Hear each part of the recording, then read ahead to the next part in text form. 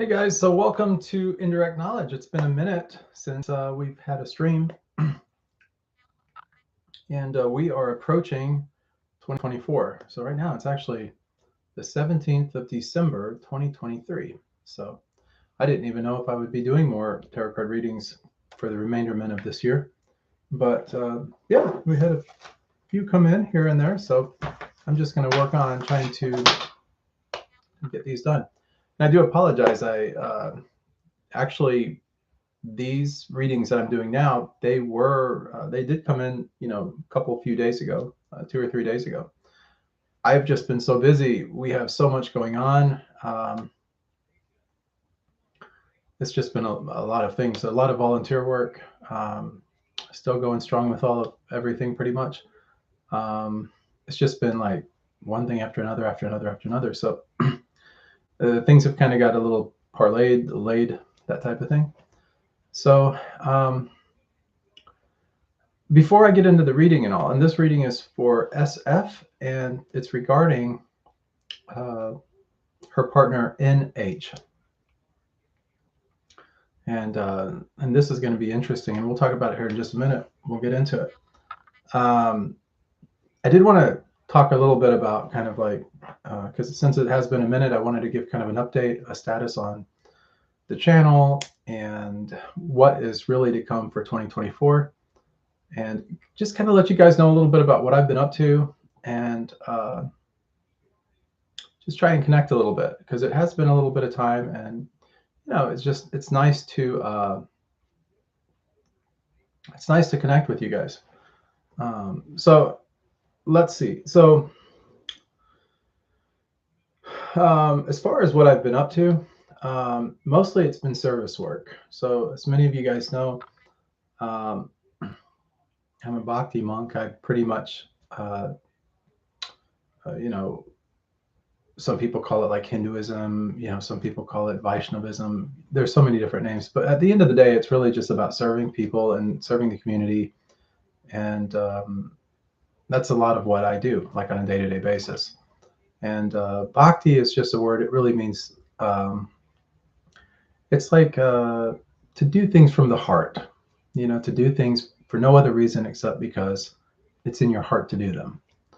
A lot of times we do things for different reasons, and it's not always from the heart. Sometimes we do things because we feel a sense of obligation, and maybe even a sense of resentment when that kind of a synergy happens. Sometimes we do things simply because we feel like we have no other choice. Other times we do things because we are working from this place of reaction. We react, and we don't really think about our actions or the consequences thereof in the first place. We just sort of like just naturally react. It's kind of like an unconscious process that happens. But Bhakti itself is really about doing things from the heart. So when people ask me about religion and spirituality and these kind of things, for whatever, the conversation always goes right back to the heart and doing things from the heart. Because the definition, in terms of our Bhakti culture, is that love is doing things from the heart. It's a service. So when we're serving other people, we're essentially serving the divine and helping people in that regard, and we help people spiritually and so on and so forth. But by and large, when it comes to like the activities, we're doing things from the heart. So yeah, so that's kind of that. Now, as far as 2024 goes, I've really kind of had to put a lot of thought into this. And boy, has this been the year for thought, hasn't it? A lot of things have gone on in 2023. I mean, we thought that COVID was a big deal, and I assume it was, but it's just really interesting how, you have those COVID years, and then just immediately after that, like in 2023, we're in a 7-year in numerology, and a 7 is all about like going inward and a spiritual, going into doing spiritual things, metaphysical activities, worship, prayer, supplication, all of these kind of things. Well, when we're in this zone, it's kind of like in the tarot, we have the Hermit card, and and we have other ones as well, but the Hermit is one I think that's just really easy to identify with, right? Especially like in a 7-year, because we're kind of going inward. It's like a very introverted kind of energy. So it affects different people because of their nature differently. For example, if you have someone that is very introverted already, it may be a really great year for that person because they're even going deeper inward as far as that goes. They may not want to leave their house. They may not want to engage in activities with other people. So that could really kind of define what their year looks like. But on the other hand, the flip side, if you have people that are very extroverted by nature, it just happens to be kind of their nature, and they need other people around them, a 7-year can be a little painful sometimes for those individuals because there's kind of like this, it's like a magnet, but the two energies are not together, so it's not like the magnet is sticking together. It's kind of like that repelling where you can't really make them stick together. You have the two opposite poles. So it's kind of like that kind of an energy. And it happens that way throughout the entire year. It pretty much goes that way. Usually we start to enter into the numerological year probably around November or so, maybe maybe the end of October, first part of November, and it usually kind of goes all the way back until about that time the following year. And it varies year to year a little bit here and there. And there is kind of an adjustment period, but the we are just now getting out of this 7-year energy, and it's interesting to see it kind of happen because when you are transitioning from the 7-year into the 8-year, it doesn't just happen. Okay, we're in a 7-year. Okay, we're in an 8-year. It's not really a fast kind of quick energy with that. It's a very gradual kind of energy, and we kind of morph into it. So it's sort of like it's unrecognizable.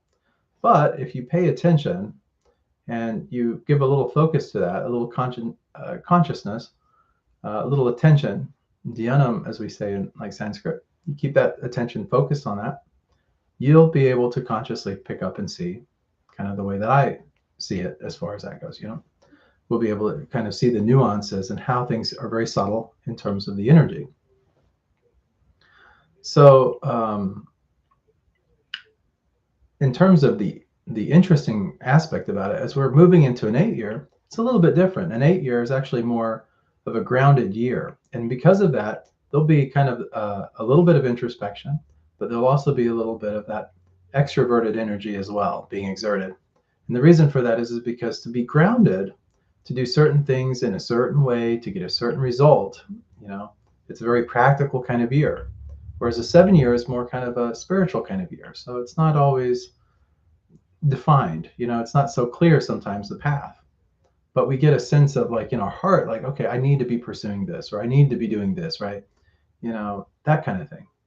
With the 8-year, it's more about like progress and things happening.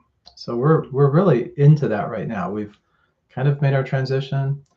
We're going to start to see things financially for people start to turn around. So if you've had kind of a negative year, if you want to call it that, in the 7-year that we've just come out of, if your finances haven't been exactly there, maybe you've been a little bit worried or concerned about things, you see inflation happening and you see all these kind of things happening, and you wonder to yourself, well, when is it going to give? Well, the good news is that we're in this giving space now as far as the 8-year is concerned. This is where you might have a little bit more luck with the finances, or if you've been looking for a job or you're in a position and you're trying to get to a better position, this would really be a year to really get there, to make strides in that direction. And next year, in 2025, it'll be a 9-year, which is in numerology all about endings and completions. And it's kind of a wrap-up year. It doesn't mean that, relationships are going to end, this is going to end, this is going to end, this is going to end, and so on and so forth. It's more about like wrapping up, like we're defining things in this 8-year. We're getting some strides, we're making some progress, if you want to call it that. And then when we get to the 9-year, that's when you'll start to see like things that just no longer really resonate with you or work for you. That's when the things start to end and start to go by the wayside. So yeah, let's go and turn this volume up. Okay, I guess it's up. Um, it's wintertime here in Michigan, and so the furnace just kicked on, so the heat is on, so I can hear that in the backdrop. I hope you guys aren't too disturbed by it. But okay, so whereas, what I've got going on, or kind of what the game plan is, if you want to kind of get a little insight into this, is I'm very seriously thinking about doing another channel, and the channel is going to be, it's going to be a Bhakti yoga channel, and we're going to be doing like, or I guess I'm going to be doing, um, I'm going to try to create a community, if at all possible, around yoga, in terms of being a practice. And this is going to be a Bhakti yoga program. So it's about Bhakti. And what did we just say about Bhakti? It's all about doing things from the heart. It's a heart-centered kind of awareness. So for those of you that are knowledgeable about the different chakras, it's kind of like that heart chakra energy. So I've kind of got things mapped out for the most part in terms of how I want to do it. It's just kind of finalizing a few details and then actually rolling it out to get it off the ground and get it going. I'm going to be really busy probably up for the next week, and then probably around next Saturday, I'm going to be a little bit more free with my time. And when that happens, I'm going to have maybe a couple of weeks just where my service and different things are kind of like a little on pause. So at that time, I'm really at that point feeling like I'm going to be able to get the time to actually put the channel together, kind of get things nicely moving with it, and kind of just create sort of like not really a content calendar for it, but just kind of a space for it in my daily routine that can kind of follow through. Now, it may not, the hours that I do this Bhakti Yoga channel may not work for everyone.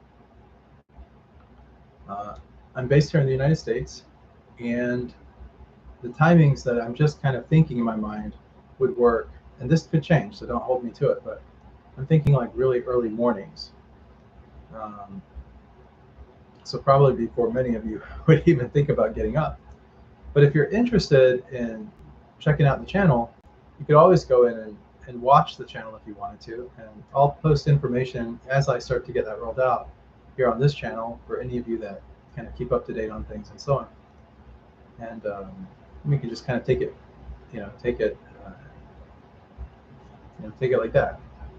So what else?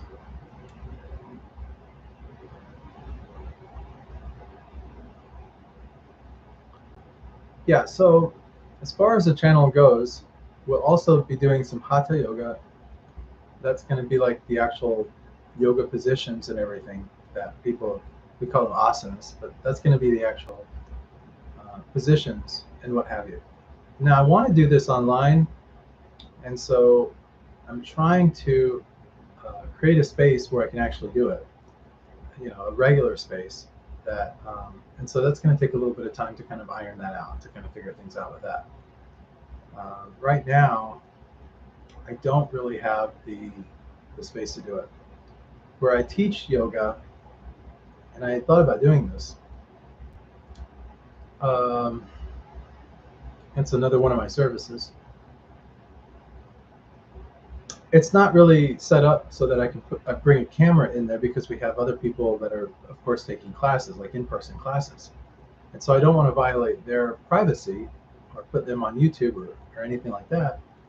So I kind of run into that situation a little bit.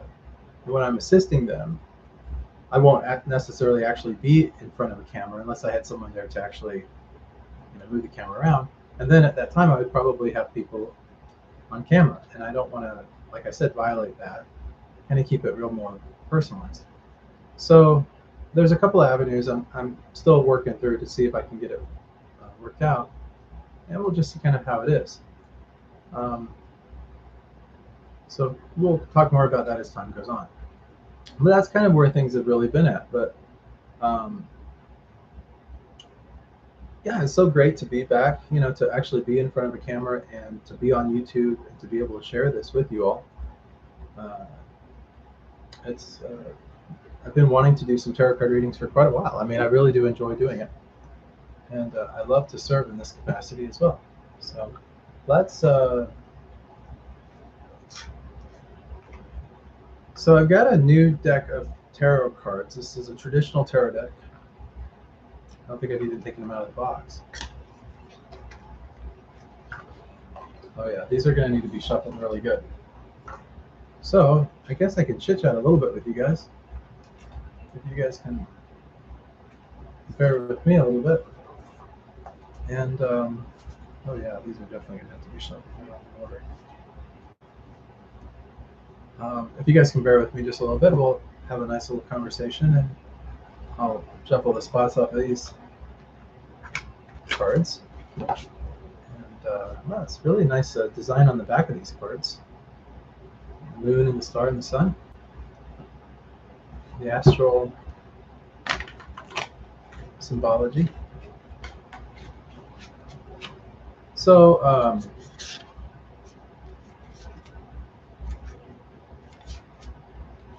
let's talk for a minute about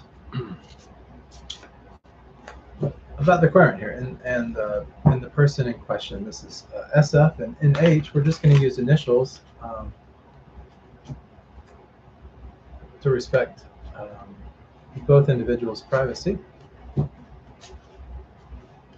But the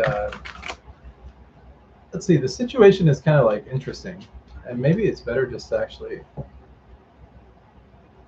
give you kind of the lowdown on things. So this is actually a tarot card reading regarding. So SF had reached out to me and said that she and her partner have been having some marital issues, and I guess some conversations were found,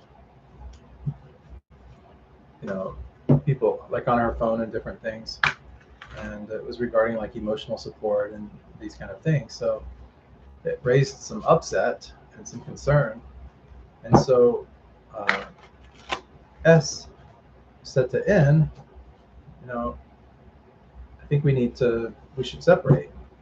Well, N agreed that yeah, we should separate, and so you know that's kind of painful. And the reason being is because they've been together for such a long time. They've been best friends,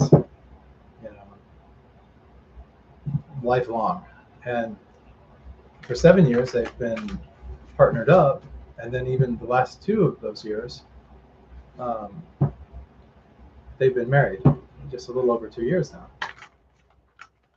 So you see how the progression of the relationship has really kind of come about. You go from being lifelong friends and having this relationship, and then moving it into kind of the emotional kind of relationship where it's partnered up.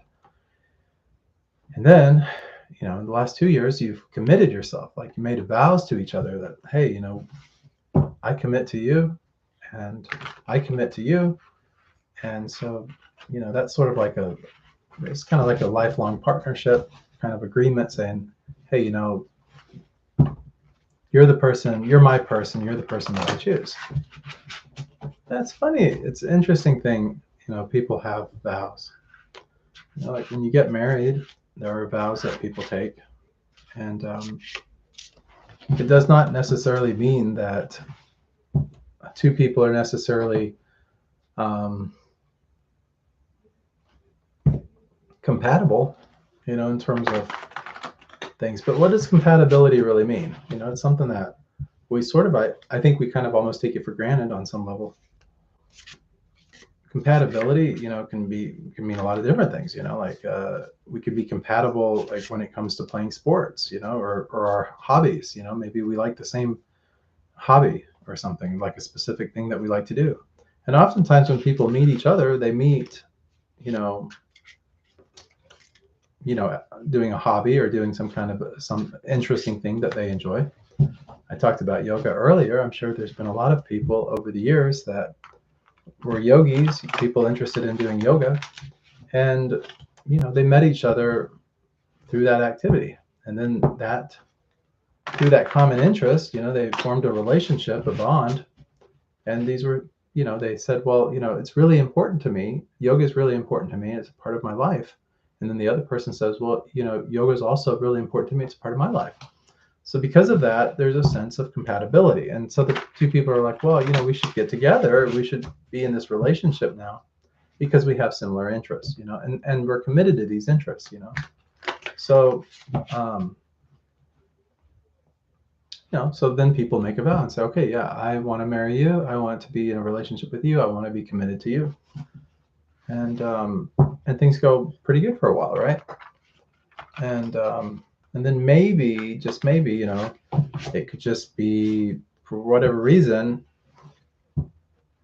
it could be that someone finds someone else, or they get a little bit of interest in someone else, and so on. So maybe they go into that direction. Or it could be that they just simply get bored of each other, or tired of being in the same relationship, and it's not exciting any longer. So if two people meet under kind of exciting circumstances, I'm trying to think of what would come to my mind on that. So I've had readings before where people met each other under sort of, I don't want to say inauspicious circumstances, but maybe it was meeting at bars or parties or college frat parties, these kind of things. And at that time in their life, they're young and they're interested in doing all these really exciting, fun young people activities, getting to know people, this and that. And they meet people, and so they're like, oh, when is the right one coming along? When is the right one coming along? When is the right person coming along? And then they get excited because they meet someone else that's exciting. They're thinking that they're exciting, and so then they pair up. But then what happens is when one of the people are like, I really don't. I guess I'm kind of over the whole partying thing. That was kind of like early 20s kind of thing, or late teens kind of thing. I'm just, I've got to be a professional here. I want to have a family, and going out and partying and drinking and doing drugs and all this kind of stuff. It's just, that's not compatible with the direction that I want to go at this point. So you see, like, life has a way of taking us down these different paths, networks. And sometimes one partner may not be on, might not be aligned with that kind of idea. Maybe the person that's been partying their whole life, they really like partying, and that they were sincere about it, and they want to make it their whole life. So they're going to go out with a bang, whatever. And the other person is just like, no, I don't want that at all. So now the incompatibility starts to happen, and relationship starts to fall apart. Next thing you know, they're wondering if it's going to be able to get worked out. And very often that's not the case. And then they have to go separate ways, and then they go find other people and that are more aligned with their interests or kind of their position or wherever they're at in life. And then they kind of start to assess things from that vantage point. So, and then you got circumstances also, like in relationships, where very often you have one partner and they're having a bad year. The other partner may be having a pretty, level year or very even year, but their partner may be having a really bad year. Maybe they're going through some family issues, or maybe they lost a loved one, or they lost a job, that they really cared about, and because of that, they can't see anything else positive in their life, because all they can focus on and think about is that one thing or that two or three things that just really have collapsed their identity, like how they perceive themselves and what they perceive as being important in their life is no longer there. And so it's a little scary, it's a little daunting, and the person, they, now it's about self-sabotage. Everything else is gone, so I guess my relationship is gone too, and people have these kind of thoughts, So, if you identify with any of these kind of things, just sorry guys, I really don't like cards being next to each other because I failed to shuffle them correctly. So really meticulous when it comes to the shuffling here. And then I do a second shuffle, which is more kind of an unconscious shuffle that puts the cards where they need to be for the reading. Excuse me. So, these are all the kind of dynamic things that sometimes happen in relationships, and, sometimes people just, they want a break, and they need a little bit of a break from the relationship. Oh, before I start doing the reading though, I do want to kind of say just, as kind of just kind of putting it out there.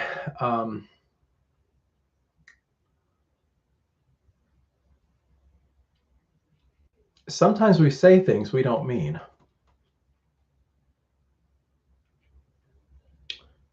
And sometimes it can come back to bite us in the what.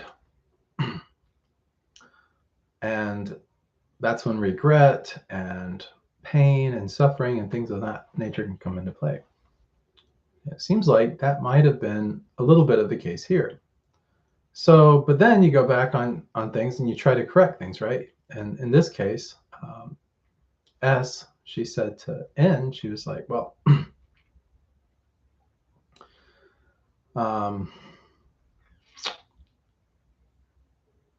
yeah, I made a huge mistake, and I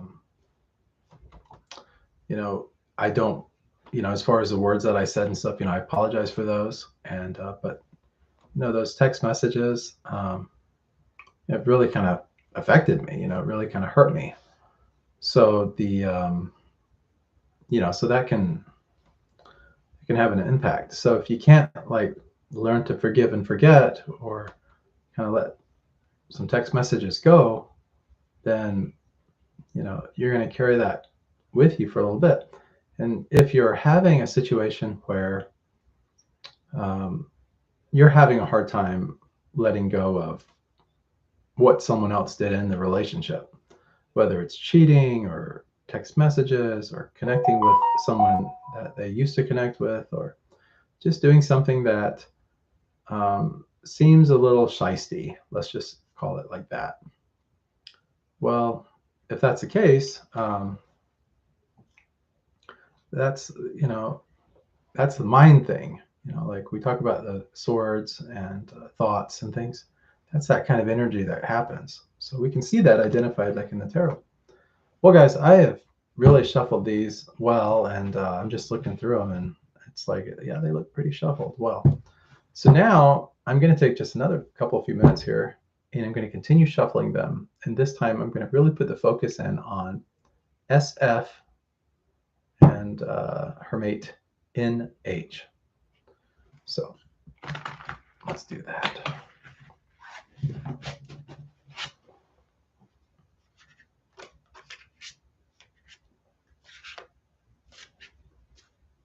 I always get so hypnotized. Like I go into like a trance when I do these shuffles like this. It's just so like, it's the repetitiveness of it. It's the noise of the cards. Making the noise that the cards make when they do this. I don't know. It must be a somnambulist or something, because it just really hypnotizes me. I go through a lot of my day like that though, like early in the morning. And like when I say early in the morning, like it's literally like 1 o'clock in the morning right now. But usually around 3:30, 4 o'clock, I do a meditation, and we do chanting and stuff. And we do a lot of it. And those mantras that we recite daily, they have the same kind of tendency. It's very hypnotizing. And so that kind of sets the stage for, well, a very relaxing day for that. It doesn't mean that it won't be busy, but that attitude, that natural kind of calm and sereneness, you may have seen it, like if you watch any shows on television and you see like the Buddhist monks, or maybe you've been lucky enough to go to like a temple or something, and you see like the monks, and they're very like kind of just Zen-like, If that's been your experience, then you might kind of understand why a little bit from kind of like the inside out now. It's sort of because the activities that we do are very intentional activities that, because of their constantness, it's just really zen, like it's very peaceful. Like when you do yoga, when you do meditation, chanting, singing, all these kind of activities are very like, okay, I think we're about there. Okay, great. So, okay. So the first 3 cards that I typically draw are usually like recent, past, present moment, and then a little bit out into the future. So we're covering kind of like a little bit of a span. Almost think of it kind of like a rainbow. Like the past is kind of like the start of the rainbow, and then you get to the crescent, the peak where the crest is. That is kind of like the present moment where we're at. And we can kind of see as it comes back down on the bell curve here, as it reaches the end and all, that's about like, a couple, 3 or 4 months out, something along those lines usually. And I can get the time based on a sense of what the cards that come up, what they project, kind of helps give me an idea of like what the time frame really is, and I can pass that on as I get it. My allergies, guys, I'm sorry. So I'm going to do this one more time. I'm just feeling the need to do it. And then we're just going to do a single 3-card cut.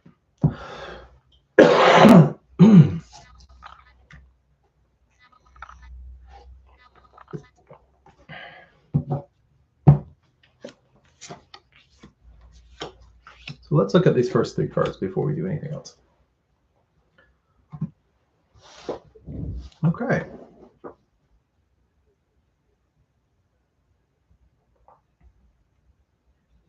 Well, if this was a 3-card reading, and it's not, this would be really easy reading to give you all the details. So I can tell you, I can answer your query, the questions and stuff that you have, pretty easily. So the first card that we have, and let me actually do one thing.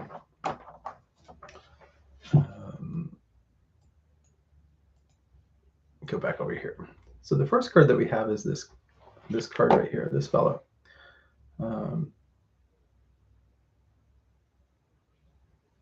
This card right here is this is the 9 of Cups. And you see the fellow there, very happy. And cups are all about relationships, right? And cups are, when you see the 9 of Cups here, we talk about 9s in numerology being endings and completions, but it's also about fulfillment. It's about reaching an objective, a goal.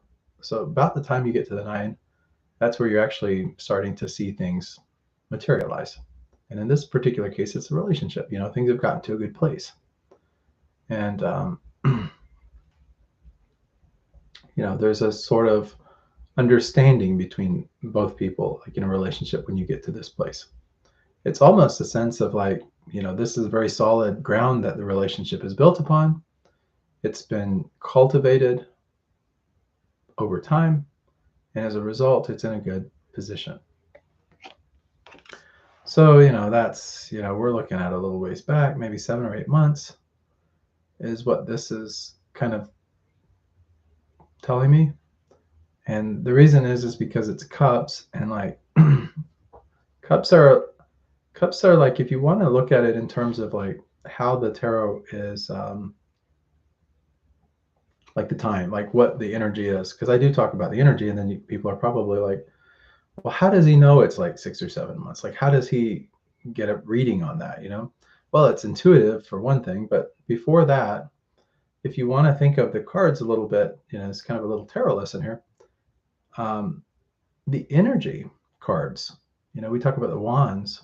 Sometimes people call them the staffs, but these are the cards that are full of energy. Now, when you think of energy in terms of like you got matter and energy and all that, it is really the fastest kind of thing going on. This so when you see speed, it's like more immediate. It's like more recent. It's like happening now. Like in the present. Like, or if not in the present, really close to the present moment. So if we were dealing with wands right here, this would be more kind of like probably a 2 or a 1 or something along those lines, depending on the card. But that would just be the actual suit of the card. So next, after we have the wands, as far as energy goes, we have the swords. So wands might be like a day. You might think of wands as like happening like, in the moment. Swords, you might think of swords as being more kind of like it's about thoughts, thoughts and things of that nature. This might be something where it's more like in a week, we're doing planning, thinking, meditating, these kind of things. And if you get to, say you get to the cups, which would be next, that's where we're talking about water and fluid, like it's more representative of that kind of energy. And so things are like transient, but yet at the same time, it takes a little while. So you might think in terms of like a month or so. And then when you think of like the coins or the pentacles cards, that's kind of that groundedness kind of energy. Like I said, we're going into an 8. The coins represent that kind of 8 energy. So it's more a little bit longer out. It could be months, a couple months here and there. So that's to put it into a little bit more perspective and to give you a little bit more clarity in terms of what I mean. When we are entering into an 8-year in numerology, like we're doing now, it doesn't happen so quickly with the 8 years, with that Capricorn kind of energy. It's like the Pentacle kind of energy. So we're talking like it could be like 2 to 3 months before we really start to see the effects of the 8 start to take effect. Okay, so even though we are now officially, I would say, in the 8-year, like we have transitioned out of the 7-year and into the 8-year, there's still the preliminary months of the 8-year that we have to endure to some degree or kind of adjust to. And it's like setting up a good foundation, I would say, in the 8-year. And we do that here now in December, January, part of February, and then in March, April, May, June, we only see that continue to build. And we see more and more success start to happen up until about the time that September happens. And September is usually a month of, it's almost like a rebalancing. It's like an audit happens. So by the time we get to September, maybe we've inflated things a little bit too much, or we've overestimated or over thought things and thought, oh, this is going to be, everything's going to be great. And then you get to September and it's a little bit of a kickback. It kind of like shit says, no, this is the slow time right here. You kind of overestimated this. We're going to take a pause. And and then October is not as harsh as maybe September is, but you still get a little bit of that residual September energy into October. And then what did we say? By the time November, end of October starts to happen, that's when we start to transition to that next year. So just to, and I'll get back on track here with the reading, I promise, but I just want to give you guys this because you got to take some of this into account with the actual reading. I can give you the reading and tell you like what's up with that. I can do that in like two minutes. But if I tell you like kind of what the next year is going to have in store for you, collectively, as where humanity is concerned, I think then you can start to even plan a little bit better. Like you can see things like I give you the answer for that, but then you'll see, okay, wait a minute. Now, this is how I could actually use this information and kind of plan things out and be a little bit more methodical about it. And in an 8-year, being methodical is really the name of the game. So, okay. So this is a good card. 9 of Cups. We've gotten someplace. We've built this relationship. This is good because this is a good card to have because, well, you see the sunshine and everything in it. It's all yellow. It's open. Blue is kind of a relaxing color. This guy is sitting strong, sitting up high. He's doing good. There's no sadness to him or anything like that. The energy of this card is just a really good energy. But besides that, And besides the numerology that we talk about, this is about coming to a place of like, how can this relationship fail? You know, and that's why I say, so the relationship goes back some months from now. We have this cups, we're talking months, so some months back. And now, um, you know, we're faced with this time, like we've talked about the reading, and you know, what SF was, you know, trying to relay in terms of like how her feelings are and what's going on with the relationship, and what she was able to kind of present. We see that this is kind of before all of this started to happen. And that's where this energy, you know, 7, 8 months back out comes from. This is also very in alignment with what S said was a situation. They were lifelong friends, childhood friends, you know. Then they got into a relationship, you know, for like 7 years. And then 2 years, they've been married. You know, they've committed even more. So it's all been about this progression of commitment up until now. We'll talk about that here in a second. So the next card is our present moment card. That's where we're at right now. That is the Ace of Swords. You can see this one here too. What do we say about the swords? So swords are about thoughts, and aces are about new things, you know, like birthing things, things coming about. So we have the new things are coming about as far as the swords are concerned, as far as our thoughts, ideas, things of that nature. So we're kind of, both people, I think, on this, in this particular reading, are kind of affected by this energy that's happening right now. The sword energy. The good news is that the sword energy, though it can be a little harsh sometimes, it can dissipate. You know, it can like evaporate almost. You know, the negativity and all these kind of things can go bye bye. The Ace of Swords is like new things happening. You know, reading into things, maybe trying to venture off and explore new avenues or new solutions or new ideas, and trying to come to terms with things like in a new way. That's what that's all about.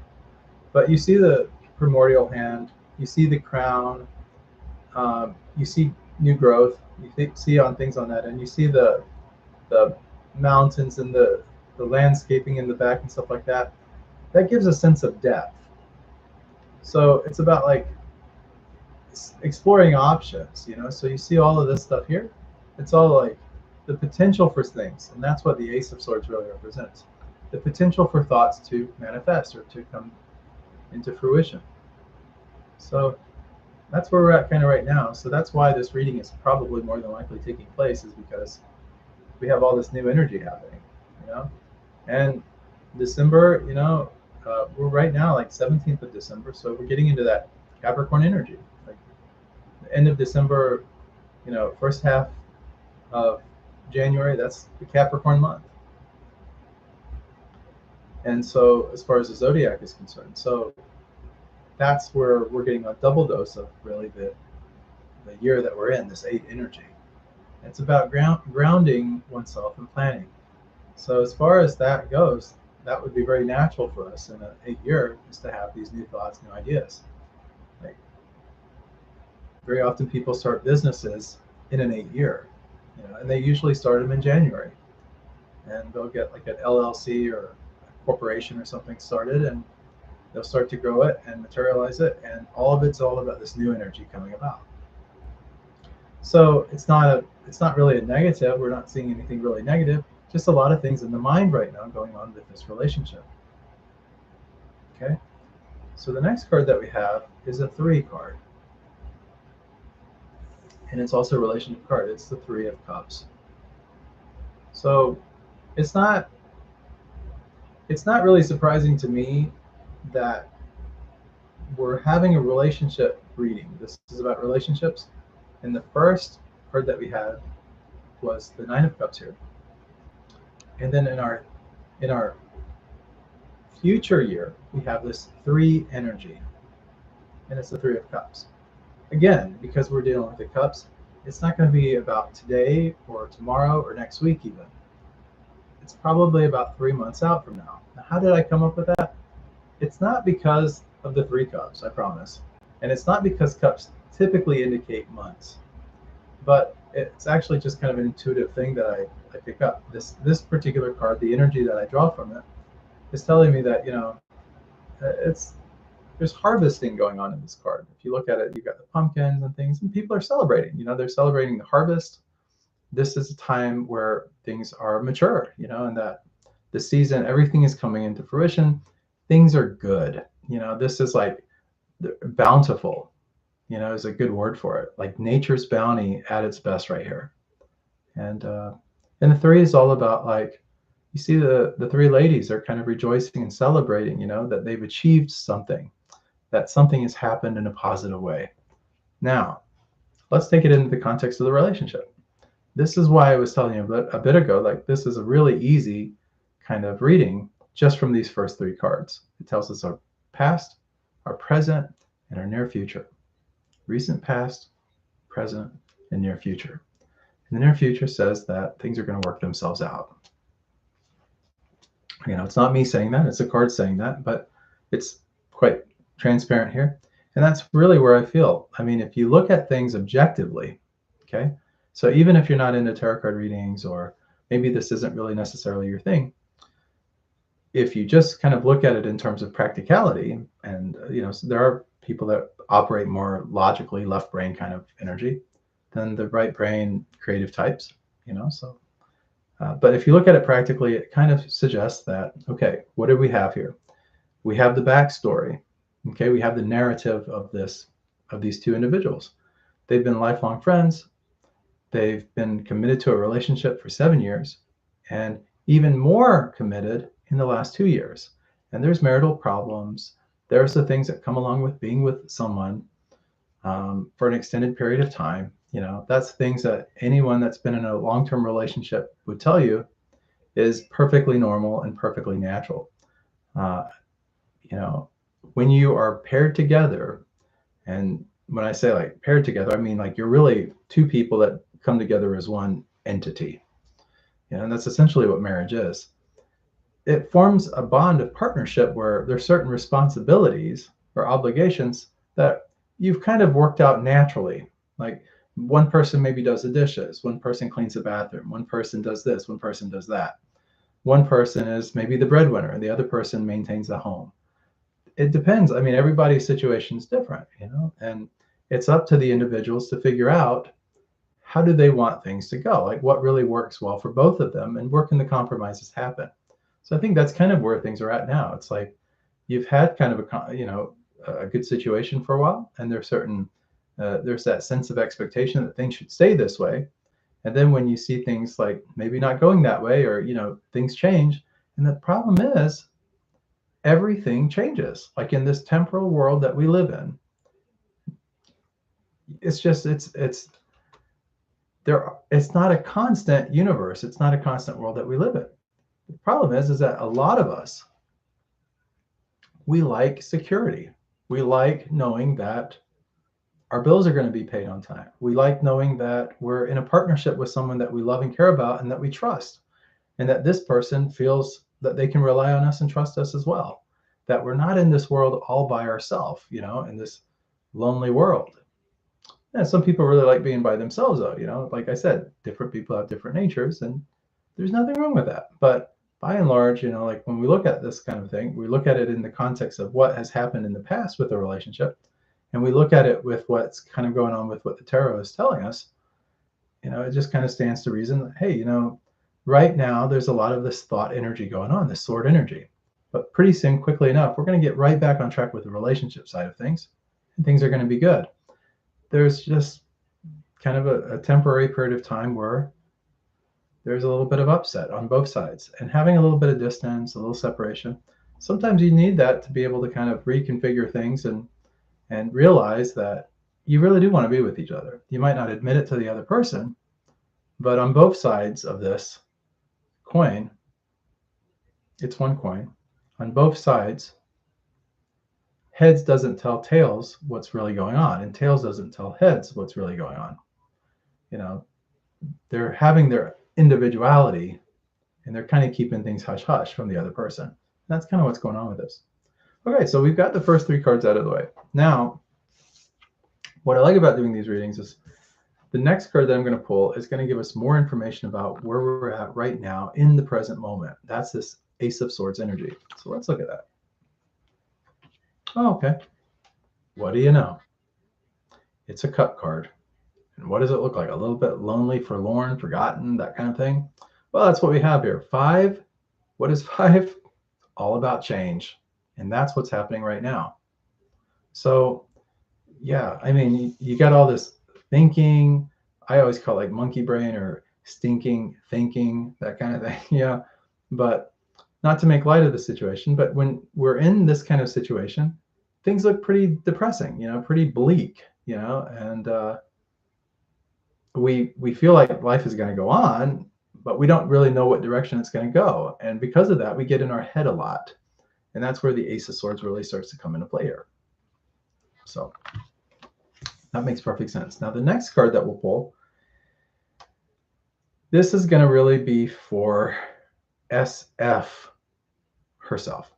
Okay, this is the querent. This is a person that's asked me to do the reading for them. This is kind of like where I call it like the attitude card. This is kind of like where her mind is, where her attitude, her thinking about the situation as far as this relationship and things go, really come into play. So let's look at it. It's always kind of a surprise to see what happens. I haven't looked yet, I promise. Let's look together. I'm gonna pull it up. Ah, what do you know? This is it. And doesn't this make sense? What is this? Another 5. 5's all about change, right? Changes can be really scary. This one was about change. This is kind of like the current situation, change happening, relationships kind of like, we've got some of these cups that have fallen. A couple of them still standing up, but, it's kind of like, what's going to happen next? And then we look at the current card and where things are at. Now, this card, this 5 of Pentacles, we have the Pentacles, so we have that 8 energy as we're moving towards. You see these two individuals kind of moving in the same direction, and they look a little beaten up. You got this person with some crutches, and their foot's a little bandaged up. You see the other person here, and she is kind of weathered, and her clothes are kind of beat up, and they're out in the cold, and it's got snowiness going on, and you've got those kind of that church window with the pentacles and everything, which is all about stability and everything. But at the same time, 5 is all about the opposing energy, the constriction of that, which is, what is it? All about change.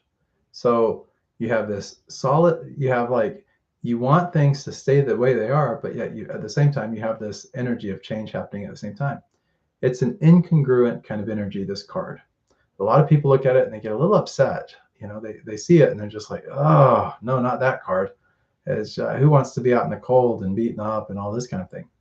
But the energy of this card, when you look at it and stuff like that, the reason that we feel that way, or we're feeling the way that we're feeling in this particular moment with the way that this relationship and things are going on, the reason that this is kind of our attitude card is because of the two opposing forces. You've got stability and, doing things constantly and we wanting it that way.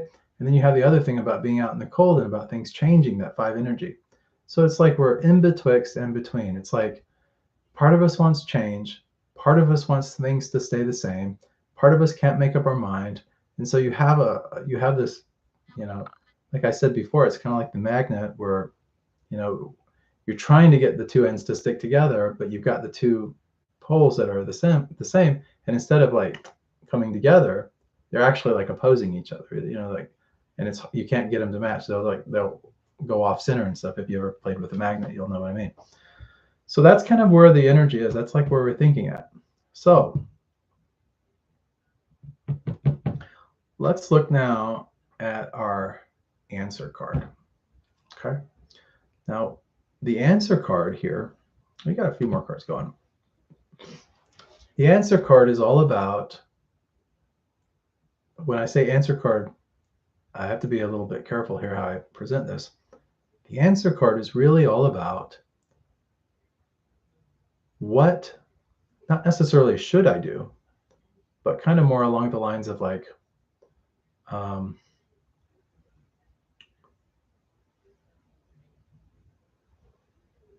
if I do a course of action. If I follow a certain path, this will more than likely get me what is my heart's desire, like what I'm kind of after. But like any path, you can go off the path. It might take you a little time to get on the path. Some paths are a little bit shorter, some are a little bit longer, that type of energy. We'll talk about it, but let's look and see what the answer card is. Okay, 3 of Pentacles. So another Pentacle card. Makes sense. We're going into this energy. We had that other 3 card a bit ago, if you remember, and we said that was pretty good card because that was taking us here. So the near future card, if I can, there we go, get it focused. The near future card takes us right here. And we said, a little bit out, maybe 3 months or so, 3.5, 4 months, but no longer than that. That's when things start to rejoice. We see the harvest come in. We see everything is good. So all the work that we put in now pays off later. And the work that we put in now is our answer card. And that answer card is the 3 of Pentacles. Pentacles is all about being grounded, doing certain things in a certain way, get a certain result, repeat that, wash and rinse, repeat, and keep getting the same kind of good result.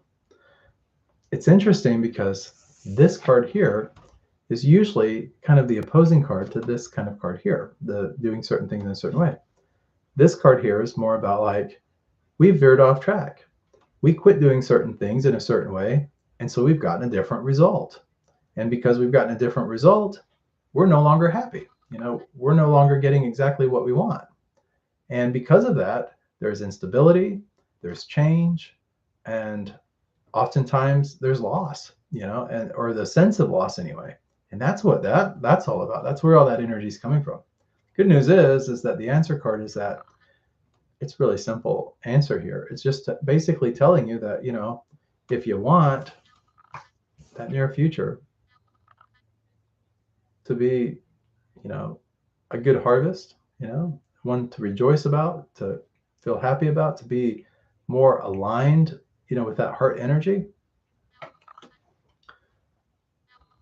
you need to get back on track here, and this card here, usually when it comes out, this person here, this person here that you see up on the bench, it's kind of opposite on the screen.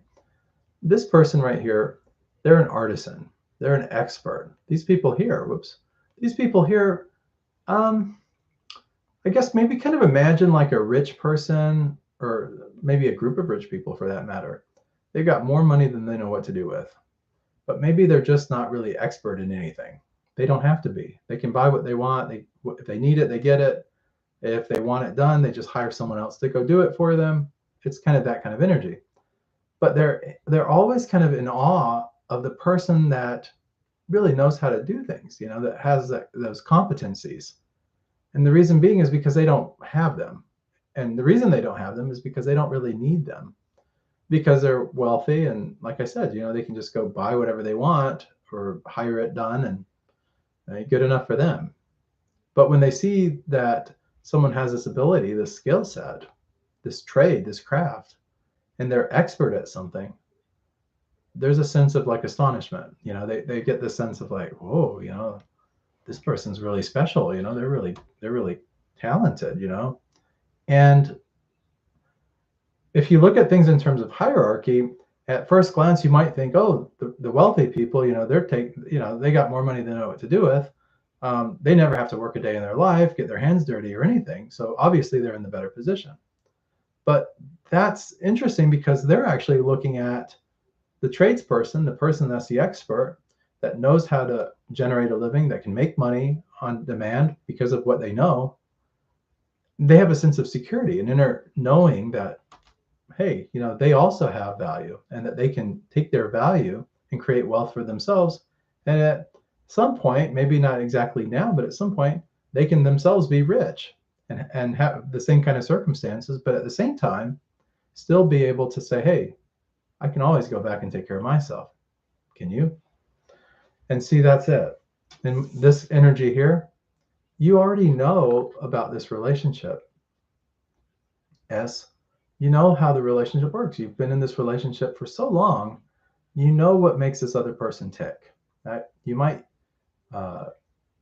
you might turn that knowledge off sometimes. Sometimes we're selective about how we think about things. But I bet if you just kind of go inward for a little bit and you really think things out and you see this person and you realize, I know this person probably better than any person on the planet, probably better than their family members, and especially having been married to this person for a couple of years and in a relationship with them much longer than that, I'm sure that this person, what makes them tick, what makes them smile, all of these things. You also know what hurts them, what makes them sad, what depresses them, all of these kind of things. Well, knowing what makes someone happy and what makes someone upset, it carries a weight of responsibility. And that responsibility is basically that, hey, if you upset me, I can do the same to you. I can say hurtful words back to you because I know exactly what to do to hurt you. But on the flip side of that, you can also say, I know exactly how to make your day bright, beautiful, brilliant, and put a smile on that face of yours. It's up to me, though, to decide, how do I want this to go? Do I want to be nice? Do I want to be comforting? Do I want to be a nice partner that this person would like to be in a relationship with? Do I want to be a little vindictive, a little nasty, a little hurtful, a little vengeful because that person did something that hurt me? And as a result, they have to pay. I'm the judge, I'm the jury. So, and that's, I think we can all kind of identify with that. I know I can. I mean, just because of my spiritual life now, and it's much different than it was, when I was a younger person. I see this as really valid, like there's something that I can identify. I think most people probably can. We know that when we're in a relationship with someone long enough, there are certain things we can do to genuinely hurt that person. Now, the question is why would we want to do that? Well, there's a lot of different reasons people hurt others, sometimes like youthful relationships, a lot of times you see this in the younger people, they will hurt their partner kind of intentionally just to get out of the relationship because they found eye candy somewhere else. In other words, they found someone else that's a little bit more exciting, or maybe this is a person I'm more attracted to. And so their attraction is fleeting, like what is attractive to that person is more kind of on the surface. But as you're in a relationship with someone for a long period of time, 7 years is quite a long time, and married for 2 years is, that's pretty connected there. In that kind of a situation, most of the time, people are more looking for a solid relationship, something that is fixed. And even though that's not always the case, we see a lot of that 5 energy, like in your cards here, the 5 of Cups, 5 of Pentacles, and we see that 3 energy too, the opposingness of that. And we see it twice repeated also. We see the 3 of Cups. We see the 3 of Pentacles. So 3 and 3 there. So it kind of gives us an idea. Well, let's look at so when we talk about the reasons why we might hurt someone, or that person might hurt us, or that we might go through downturns in a relationship or down periods, let's kind of find out like what those energies are, because we have our conscious mind, we have our unconscious mind. Sometimes we intentionally, consciously choose to hurt someone and do things on that end. Sometimes we consciously choose to do nice things for someone because we want to brighten their day, we want to make their life happier. Other times, it's very unconscious. Sometimes we hurt people and we don't even mean to. And even though we may regret it, or we might come to understand more about it later on, in the moment, we're just hurting them and we have no clue, no real reason why. And the same thing, we don't know why the other person's hurting us, and they may not know, so we have those unconscious factors.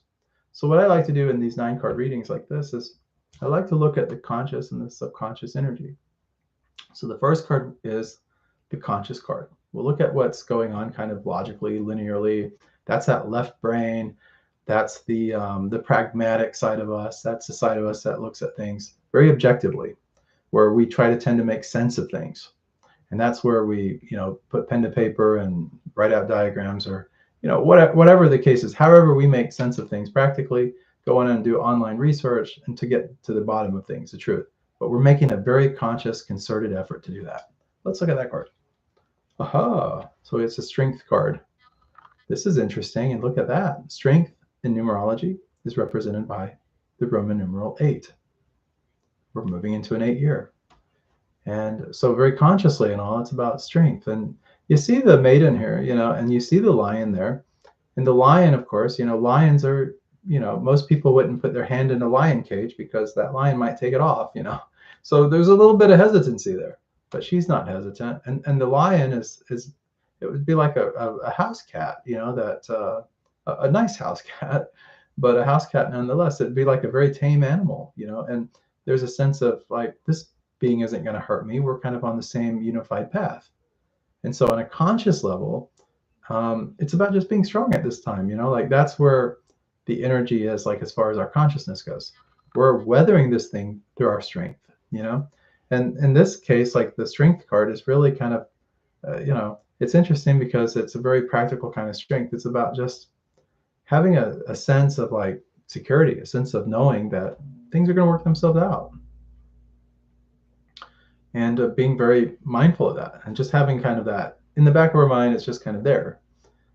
Now let's look at the unconscious, because this maybe is where we're going at with this reading.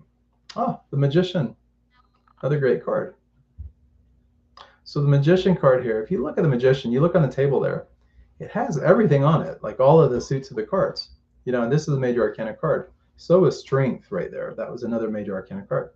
I did shuffle these really good. So if you're thinking, well, that's probably because you didn't shuffle them, Chandra, it's not that at all. It's because this is actually the second major arcana card, even though it's got the 1 numerology, because the Fool card itself is actually the 0 in the tarot. Strength is actually the 8.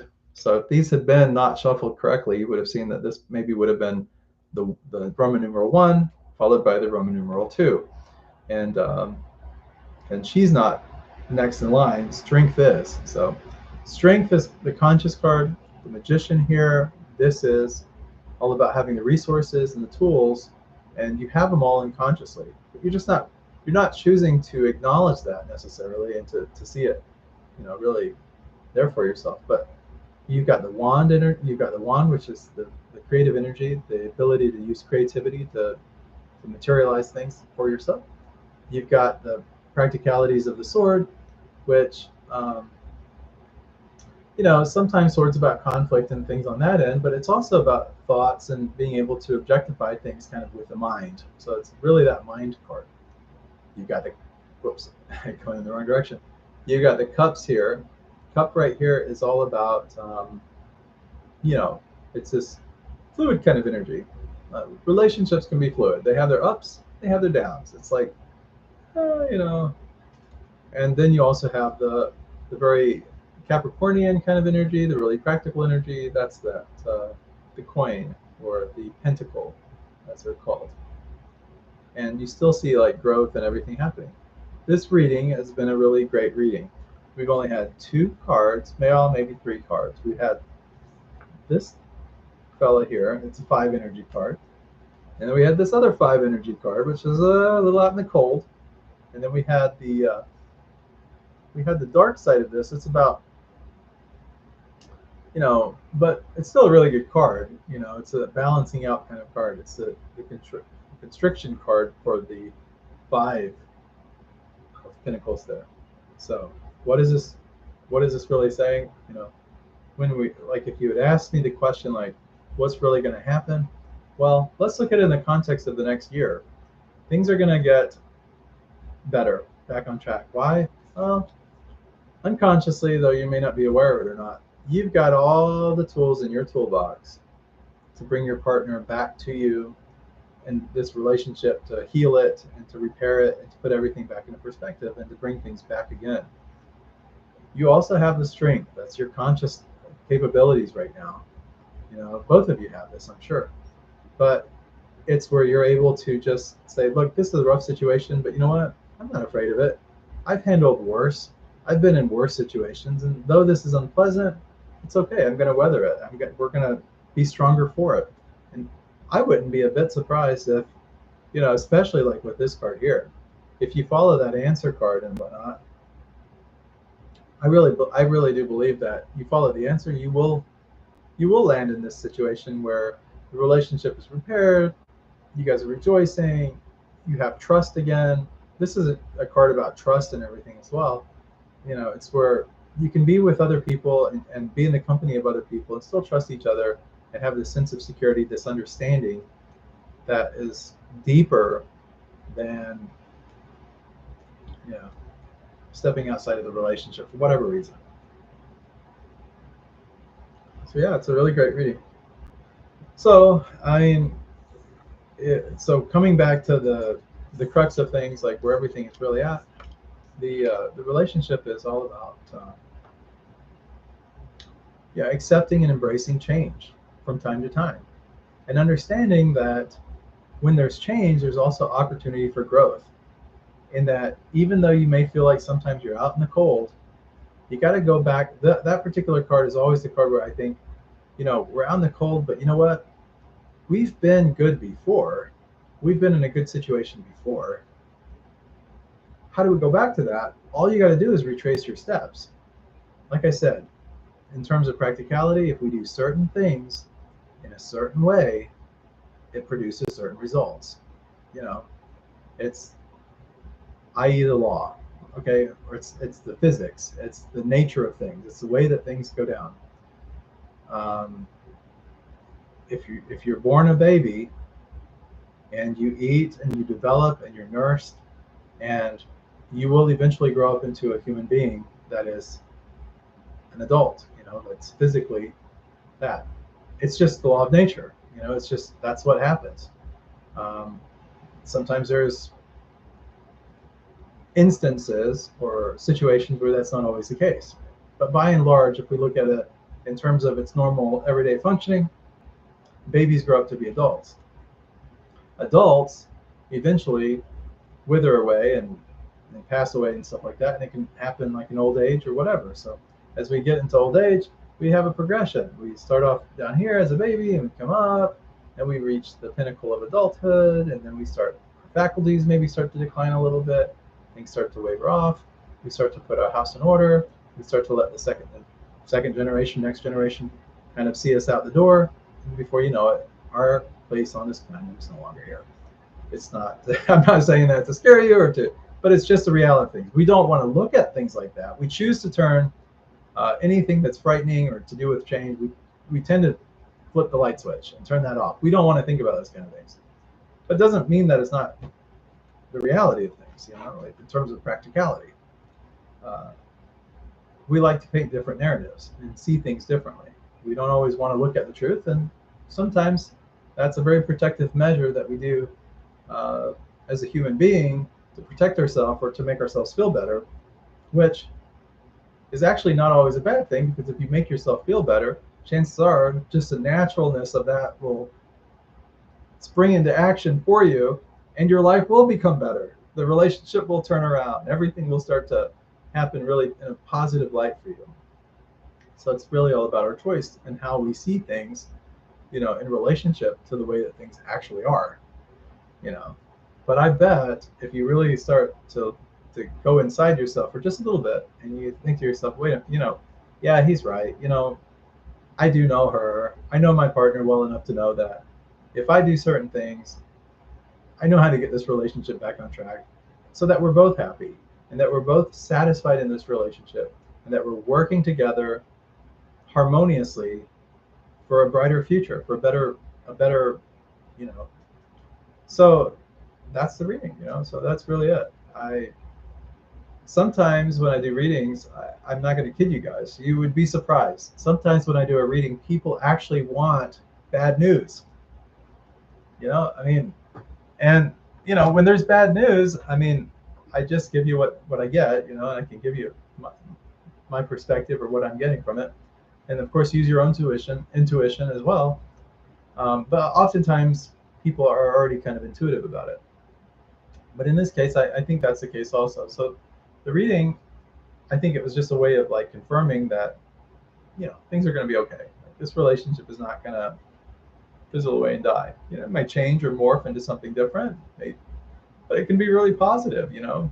But you also know, at the end of the day, Then if you go back and retrace your steps and you start to implement the things that you did before, you're going to come back out on top again. Because it always, it never fails. You do certain things in a certain way. If you're mining coal and you're in the coal mine, what an analogy here. I'm sorry, but you're in the coal mine and you've got what is it? They use a pickaxe. Is that what it's called? I don't know. Never mined coal, but in my mind, I imagine them in the cave. They're mining it, and as they're chipping the coal off, they can take the coal and they can put it in these little wagons or whatever, and they can wheel them out the cave, and then people can use the coal to heat their. I don't know what they heat with, but they can burn the coal and get energy from that coal. And I mean, it never fails, right? If you go in there and you chip it away. Now, if there's no coal to mine, you might have a problem, but that's not the case with this relationship. I don't even want to use them. I was going to say you have a lot of coal to mine, but I'm not trying to be too goofy here. So, yeah, thank you so much for allowing me to do the reading. It's been a lot of fun doing it, and in terms of my intuition and all, I'm really much in alignment with the way that this tarot card reading actually happened. So I'm really satisfied with it. So anyways, I hope that you enjoy it. If you have any questions or you want to know any specifics or anything like that, please reach out to me. I'm always here for you, of course, as I am for all of you guys. If anybody needs a tarot card reading or something like that, you can hit me up. Plenty of ways to get in touch and all. If you guys think you might be interested in doing a little yoga in 2024, in terms of like spiritual development and things like that along the Bhakti path, or if you're just curious about it or like to learn more about it, and you want to jumpstart on that, there is a website. I'm trying to think what it is. relaxationsounds.net. It's not .com, it's .net. I always forget that, but relaxationsounds.net. And I will actually put a link to that in the description below this video. And it's actually got it's got the chakra music and different things that we'll be using in yoga practice for meditation and so on and so forth. And it's pretty lovely music and whatnot, but you can get it all there. These are the actual tracks that we'll be using. And so if you want to kind of experience that, you can get a head start on it and get it for yourself. If there's any other resources or anything I think that might be able to help us as we move into the new year, I'll try to drop those in the description below this video as well. If you guys want to support the channel or support the work that we do, you're more than welcome to donate. You just go to helpbydonating.com. That link is in the description below the video as well. It's never expected, but trust me, it's always appreciated, and it always does a lot of good for others. And that's what we're all about here. I think that pretty much wraps up everything as far as what I have to tell you. There's probably a few other things that I could say as far as the new year moving forward, but I may just save that for another video as we start to approach 2024. Plus, maybe I'll have more information to share with you at that time, as far as like the yoga and everything like that is concerned. So anyways, much love, many blessings to all of you guys, and I hope to see you guys on the next episode of Indirect Knowledge.